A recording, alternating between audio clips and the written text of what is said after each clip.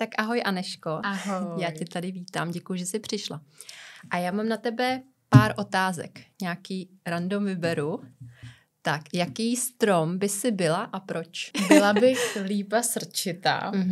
A čistě z toho důvodu,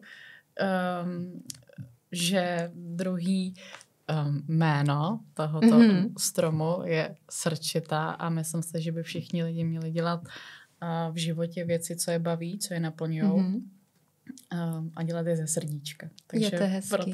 Proto bych si vybrala tento strom. To je hezký. Super, děkuju. Máš nějaké své místo v přírodě, kam se ráda vracíš? Mám. Je to kousek od mého domova. Já moc ráda jezdím na kole, to je jako můj obrovský koníček. A my máme takovou krásnou cestu jako lesíkem, kterou vlastně můžeme dojít k Vltavě. A tam je taková lavička. Takže občas třeba při svý ranní rutině tudy jezdím na kole a zastavím se tam. A nebo odpoledne, když prostě si chci vyčistit hlavu, myšlenky, víc má se sebou, tak se tam stavím třeba kolem a jenom se dívám na tu vodu a jsem ráda v tom klidu mezi těma stromama, takže tam to mám ráda. Super, mám taky takový jedno místečko. Jaký? Vlastně u nás v Holešovicích trošku kousíček od kanceláře, jako směr na Stromovku, tak tam mám taky takový bod, kam chodím občas i s pejskem, tak to je super. To je hezký. Jo. Kdybys mohla mít jednu super schopnost, co by to bylo a proč? Těžký, veď? Vybrat. Pokud bych mohla mít nějakou super schopnost, tak by to bylo,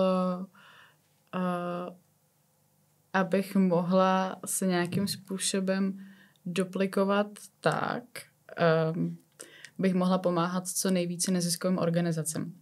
Ať už jako vyloženě svým časem a svou péčí třeba, nebo prostě investovanou energií, nebo třeba finančně.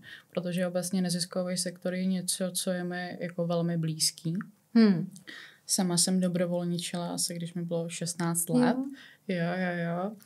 A i teď máme třeba rozjený nějaký spolupráce jako s firmou, s jednou jako neziskovou organizací. A obecně mi to hodně blízké, když vím, že ty lidi to dělají taky s láskou a když to dělají skutečně jako s vášní a empatií pro tu danou problematiku, ať už to jsou třeba děti z dětských domovů nebo děti s nějakým jako zdravotním znevýhodněním, tak tohle to je asi jako takové moje přání, což není realizovatelný, ale prostě dělat co největší dobro na světě, tak bych to asi shrnula. Krásná myšlenka teda. Myslím si, že málo kdo by tohle řekl nebo odpověděl. Spíš jsem si představila, víš, takový ten teleport někam. Jo. Ale to bylo taky praktický. To byl nějaký film, Jump se to jmenovalo. To by bylo on se taky teleportoval praktický. Různě a do trezoru a tak. To by mi taky nevadilo. Jako cestování miluju, takže teleportovat se během jako vteřiny z místa A do místa B. To bylo boží. Když jsi byla naposledy v lese? Jako doopravdy teď? Dneska. No, já jsem byla dneska na hodinové procházce s pejskem ráno, asi v 6. Takže dneska jsem byla v lese, no. Tak to je paráda.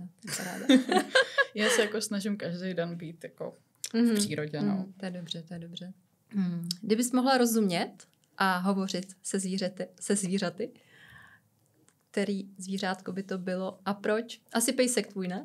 Mě napadlo, že máš pejska. Pejsek, no, určitě pejsek. Tak pejsci jsou láska, taková, to jsou takový rozdávači lásky za mě. Je mi vždycky líto, když vidím, že někdo je týrá nebo tak, protože to za mě nejsou úplně asi psychicky vyrovnaní lidé. To je hrozný. To je strašný. Takže psy, ty jsou takový jako skutečně jako kamarádi, přátelé člověka a je to prostě součást rodiny, ano. Takže co máš za pejska? Mám King Charles Ruby. Jo, to je podobně kavalírek, ale je to trošku jako jinačí, no. Je tak super. Tak já ti moc děkuju. Já děkuju moc.